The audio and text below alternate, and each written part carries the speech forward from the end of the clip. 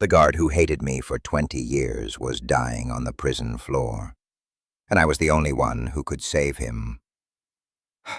That night, I risked my life for the man who wanted to break me, and it changed us both forever. My name is Daniel Mercer. I'm 72 years old, and I've spent 47 of those years in prison. 47 years is longer than most careers, longer than most marriages, longer than the time many people spend raising their children from birth to adulthood. But for me, those years exist inside concrete walls, steel doors, and memories that stopped moving while the world kept going. When I was 25, I believed I had my whole life ahead of me. I grew up in a small Ohio town where everybody knew your name and your parents' business.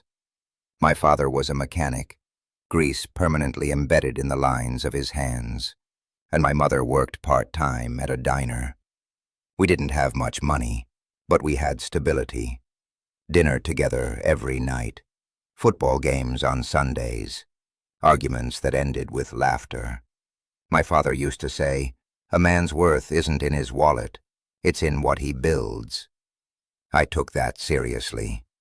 By the time I was 22, I was working in an auto shop myself. Engines made sense to me. Machines were honest. Something broken could be fixed with enough patience and the right tools. I liked that certainty. And then there was Sarah. I met her at a 4th of July barbecue. She had this way of smiling that made you feel like the most interesting person in the world. We started dating, and within a year, she became my entire future. We talked about everything: buying a house, having kids, opening my own garage someday, growing old together. At 24, we got married in a small church with folding chairs and cheap decorations. It wasn't fancy, but it was perfect to me. I remember watching her walk down the aisle and thinking, this is it. This is my life. 6 months later, she told me she was pregnant. I remember picking her up and spinning her around in the kitchen, both of us laughing like kids. I was going to be a father. I was going to build something real.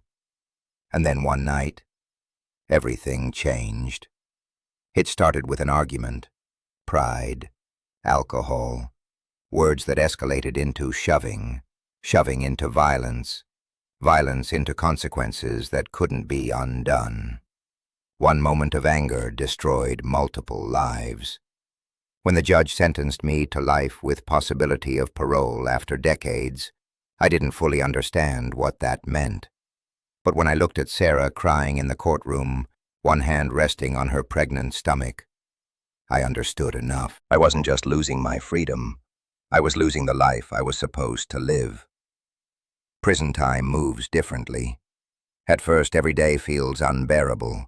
Every hour stretches endlessly. You count minutes. You count meals. You count days until visits.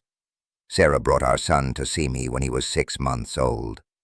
I remember holding him, tiny fingers wrapped around mine, and feeling both overwhelming love and crushing guilt at the same time. He would grow up without me. That reality hit harder than the sentence. For the first few years, Sarah visited regularly. She brought pictures. She told me stories about our son learning to walk, saying his first words, starting school. Those visits were both joy and torture. I could see the life I was missing happening right in front of me. But prison is heavy. It wears on relationships like water eroding stone. Travel was expensive. Emotional strain was constant. Raising a child alone was exhausting. Around year 7, visits became less frequent. Around year 10, they stopped. She sent a letter explaining she couldn't do it anymore. She needed to move forward.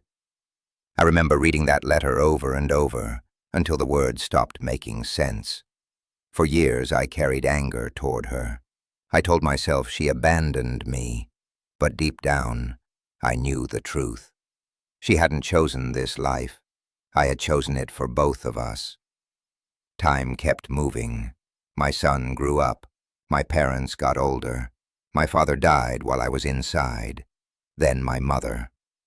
Missing their funerals is a pain I still carry. Grief without goodbye feels unfinished, like a sentence without punctuation. Inside prison, decades passed quietly. I learned routines. I learned survival. I learned to read people. I formed friendships with men who became family. I watched young inmates arrive angry and reckless, then grow older and calmer. I watched technology change through stories from the outside. The internet, smartphones, social media. The world transformed while mine stayed the same. And slowly, I grew old. Gray hair appeared. My hands stiffened. My body slowed. One morning I looked in the mirror and realized the man staring back at me was older than my father had been when I went to prison. That realization hit harder than anything. My life had passed. At 70 years old, I finally got parole. Walking outside after nearly 5 decades felt surreal. The air smelled different. The sky looked bigger. Sounds felt louder. Freedom was overwhelming. But the moment that changed everything came a week later. I met my son. He was 47 years old, a grown man with gray in his beard. We stood there awkwardly at first, two strangers connected by blood but separated by time. Then he hugged me, and something inside me broke open. We talked for hours about his childhood, about his mother, about life. And then he told me something I never expected. He owned an auto repair shop. My dream.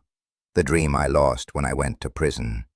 He said he chose that career because of stories his mother told about me, about how much I loved working on engines, how passionate I was, how I wanted to open my own garage. Even though I wasn't there, part of me had still raised him. I cried harder than I ever had, because I realized something profound. Love doesn't disappear when you're gone. It leaves traces. It shapes people. It survives distance and time. Today, I'm an old man rebuilding life piece by piece. I'll never get those 47 years back. I missed birthdays, holidays, milestones. But I didn't lose everything. My son knows me. He loves me. And somehow, my dream lived on through him. If I could tell my younger self one thing, it would be this. One moment of anger can steal decades, but love can still survive what you lose. I went to prison at 25. I'm 72 now. And I finally understand what matters most. Not time, not freedom, but the love that remains, even after everything else is gone.